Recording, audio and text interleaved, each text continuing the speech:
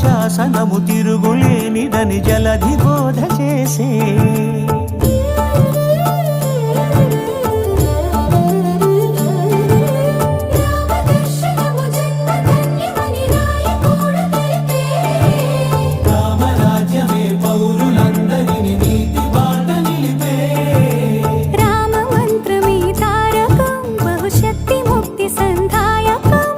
రామనామమే అమృతం శ్రీరామ కీర్తనం సుకృతం ఈ రామచంద్రుడే లోక రక్షయని అంతరాత్మ పలికే